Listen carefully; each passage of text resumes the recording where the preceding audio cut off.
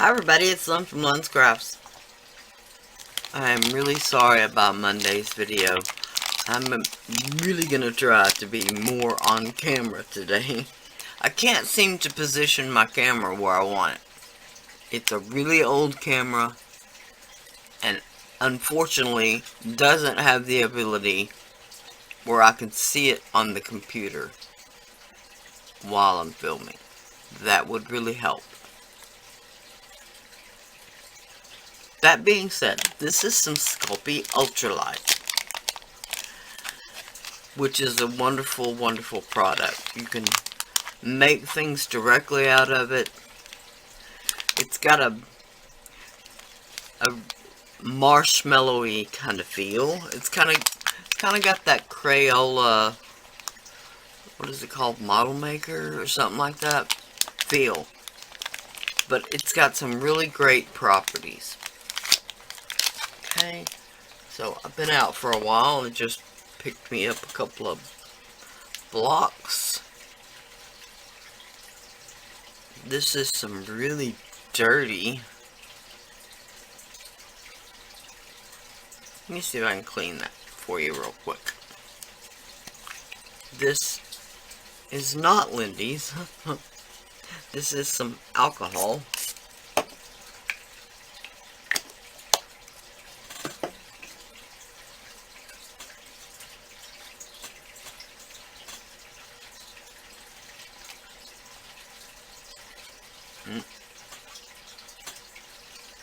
One of the things I love about my glass is that the polymer clay actually sticks to it.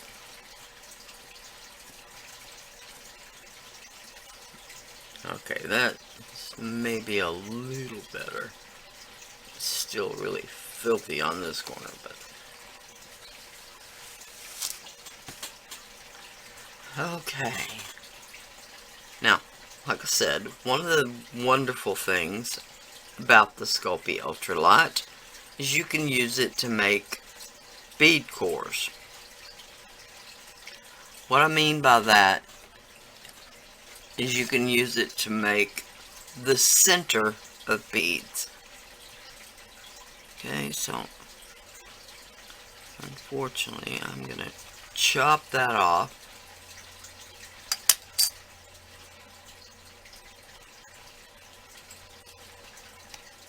And as you can see, the back side is even dirty.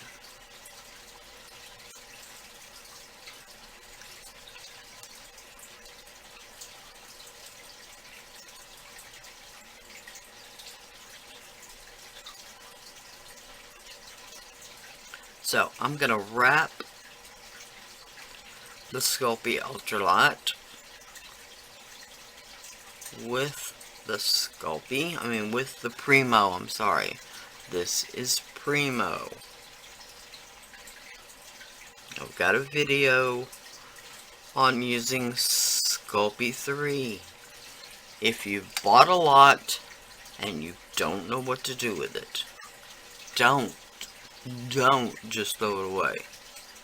Maybe what some others tell you, but that's not what I'm gonna tell you.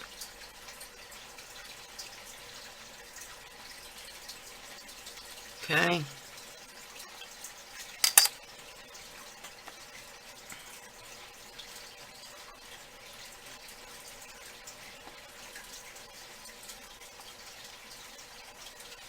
Now, this isn't normally what I would do.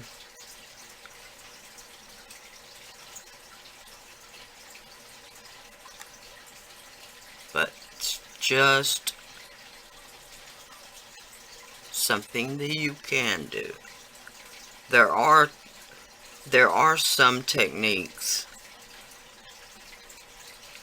like a veneer type technique, where you couldn't roll a cylinder bead or even a bead out of. If it's got something like some gold leafing on the outside, or it's just a veneer that you've worked on quite a bit and you've got a little scrap left. Okay, as you can see, it doesn't really meet up like it should.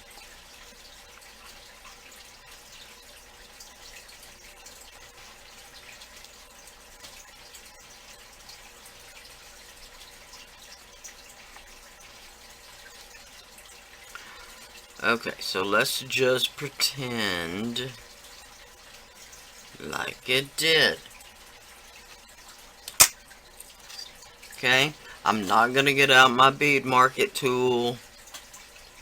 If you don't know what that is, I've done a haul video on it, or a rack video maybe. Random act of kindness. Okay. So I'm just going to use my cutting mat.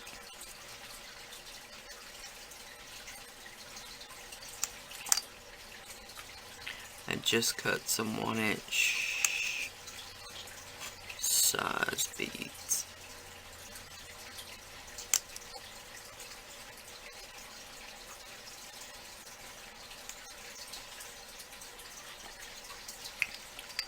Okay, so I'll pull out the pretty one.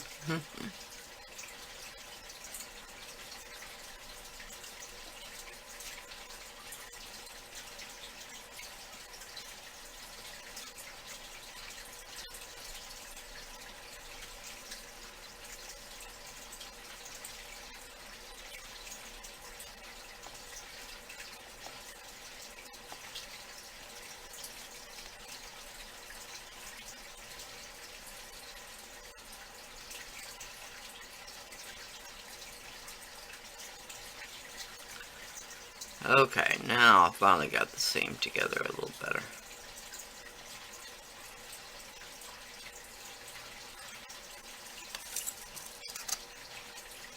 Now I can recut the ends.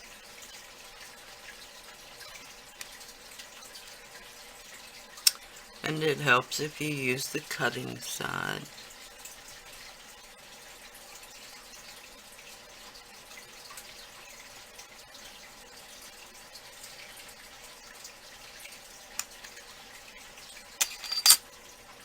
This has been my problem lately.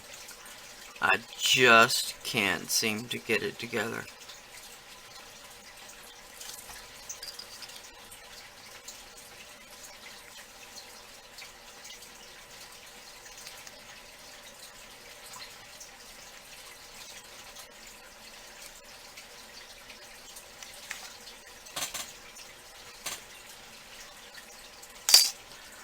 Okay.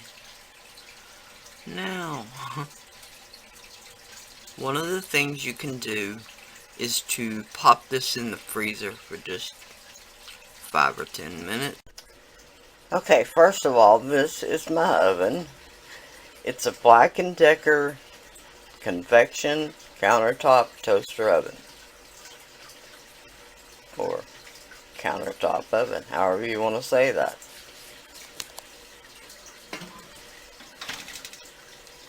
The one I had before was a Hamilton Beach, which was a little larger inside. And not to insult Black & Decker, but probably a better oven. I had it for 7 or 8 years. And it was used when I got it. So, Pyrex dish, and it's got 5-year-old polyfill in it, at least.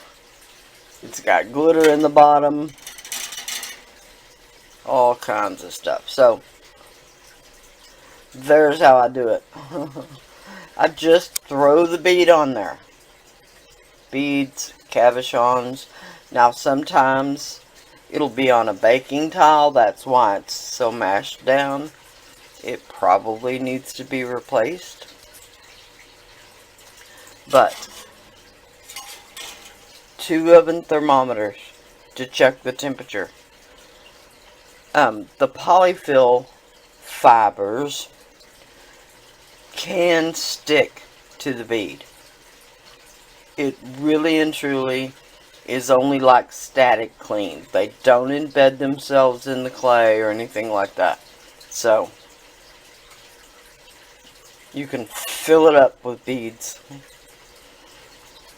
I don't use a bead pen or anything like that, like a bead rack. If you did, you could probably just put it in there. I don't know. I mean, obviously, it would bake. I just don't know how it would settle. Okay, so I just put the beads in there. Cover it with aluminum foil. That protects it from the direct heat from the element. The 2 oven thermometers, and the reason why I've got 2 oven thermometers, alright? I don't know if you can see that. That's like 315 on the dial. But when I bake, it's only 270. Okay? So, the oven dial is almost never correct.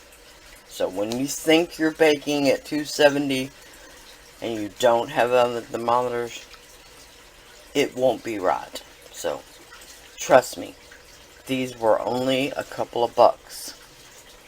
Invest. You've invested in the clay, you've invested in an oven, invest in a thermometer. I went with 2. I had this one for years, as you can see.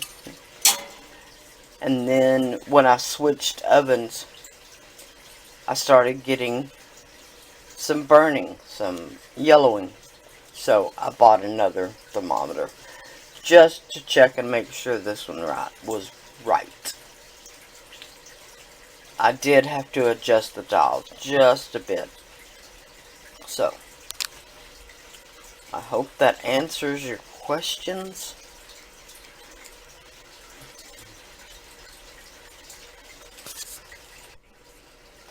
Okay, I just popped in a few more just to give you an example.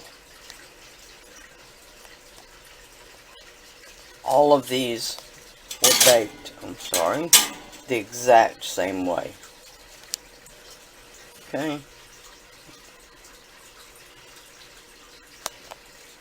So, there it is. I'm not sure. I can't really think of any more questions you might have. But if you do, just leave them below. I'll answer. Okay? Thanks so much for watching. Please like, share, and subscribe. I've got lots of links below for all my social media. Bye for now.